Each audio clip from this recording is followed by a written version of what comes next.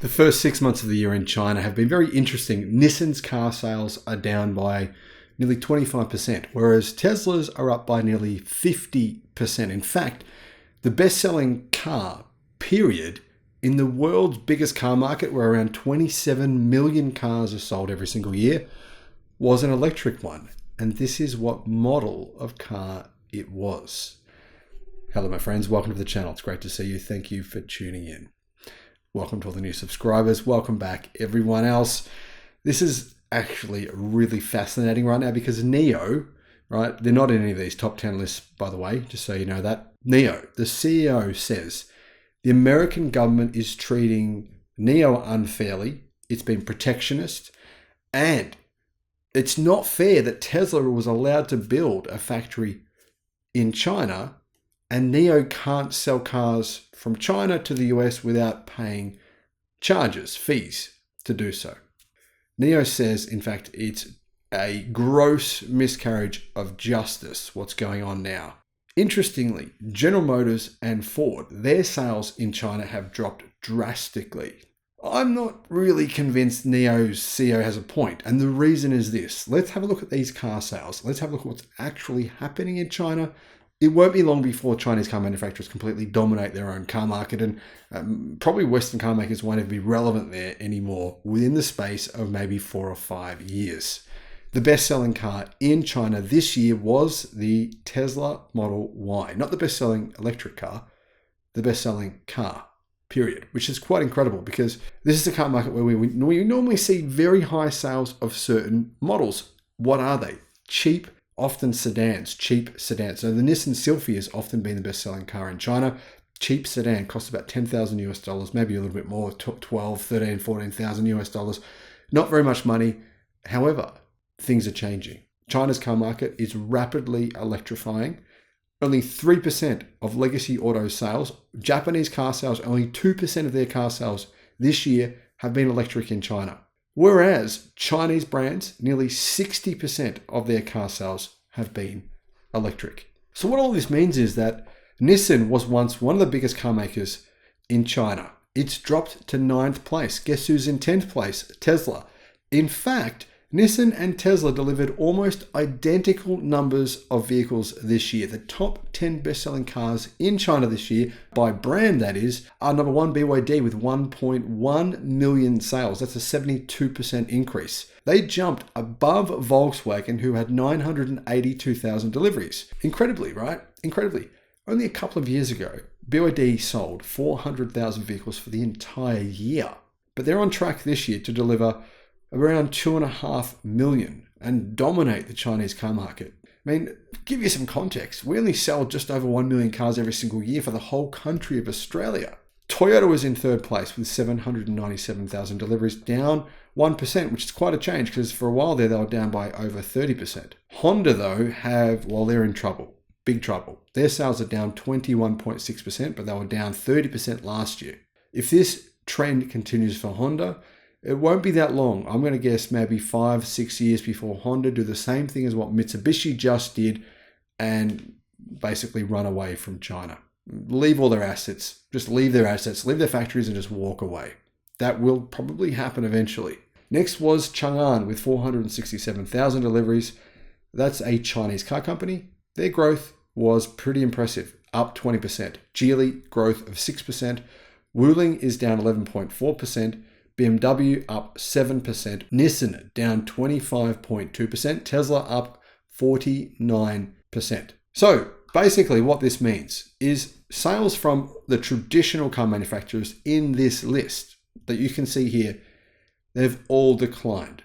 Honda, Volkswagen, even Toyota, Nissan, and even more so companies like Mazda, whose sales are down 60% this year, have lost massive market share in China.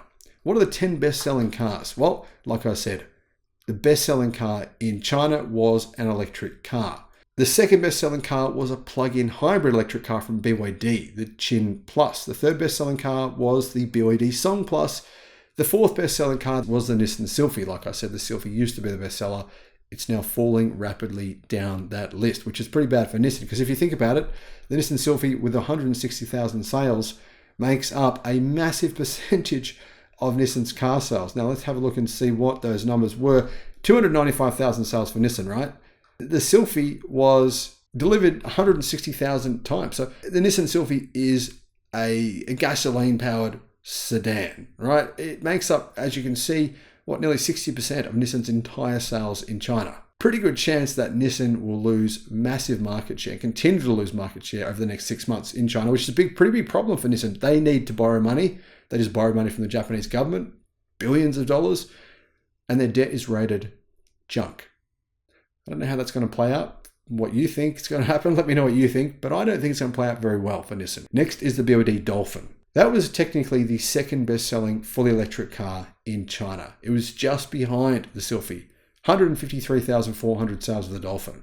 That's incredible. I think it's probably going to be the best-selling car worldwide within a couple of years. Could be wrong though, let me know what you think about that. Next was the Volkswagen Levita. It was Volkswagen's best-selling car with 151,000 deliveries, followed by the BYD Yen Plus. That's the Atto 3, by the way, for those of you who already own one of those cars, who are in Australia, New Zealand, the UK, Europe, etc. Followed by the Wuling Hongguang Mini EV with 122,000 sales. The Volkswagen Sagittar was in 9th with 118,000. Chang'an with the CS75 Plus, that had 116,000 deliveries. So as you can see here, the best-selling models by brand: Tesla BYD, Nissan BYD, Volkswagen BYD, Wuling, Chang'an. What about by EVs as a total number? BYD was in first place with 524,000 EVs. 1 in every 4 electric cars sold in China is a BYD. Tesla was second, 294,000. That's 14% market share for Tesla. So 1.4 of every 10 EVs sold in China is a Tesla. Aeon was next. Aeon has had a remarkable rise this year. Their EV sales are up about 150%. 211,228 sales. Aeon is not far behind Tesla. 10% market share. 1 in every 10 is an Aeon. Wuling was next, followed by Chang'an, then Nita, then NIO. NIO has 2.6% market share with 54,561 deliveries. NIO has delivered less than 60,000 cars worldwide this year, and they continue to spend money. I mean, Tesla said they're burning through cash at the Gigafactory in Germany.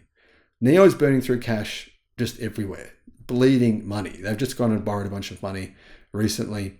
Hopefully they can do what the CEO has said that they will do and stop spending. They need to stay in business. Next was Volkswagen with 48,000 electric cars delivered. Next was Leap Motor with 44,000, followed by Zeekr with 43,000. The Zeekr 001, by the way, just went on sale in a couple of different European countries, and apparently journalists really thought it was a great car. Zeekr is owned by Geely. That's the car market in China. It's really important because traditionally 50% of Volkswagen Group, as a group, 50% of their profit has come from China. 40% of their sales worldwide comes from China. Not anymore. That's shrinking. That pie is shrinking for Volkswagen. It's going to shrink for all legacy automakers. Why? It's inevitable. There's no other way. There's no other possibility because, like I said, only 3% of legacy automotive companies' sales in China this year were electric. 3%. And the Chinese government has new rules. By the end of this year, most models sold by these legacy automotive companies won't be able to be sold unless they're changed, unless they do something big to them, because they don't meet emissions regulations in China. That's a pretty big problem. EV sales will continue to rise as well. Combine those two facts together, you've got a tsunami, you've got a storm. And the other thing is, I mean, China is now the largest exporter of vehicles worldwide, period. It's just overtaken Japan. That will never change. I mean, Japan's never going to get that title back. China is simply going to keep on exporting more and more cars at lower and lower prices, primarily cars of the future, EVs. Let me know your thoughts in the comments. Thank you for watching. Bye-bye.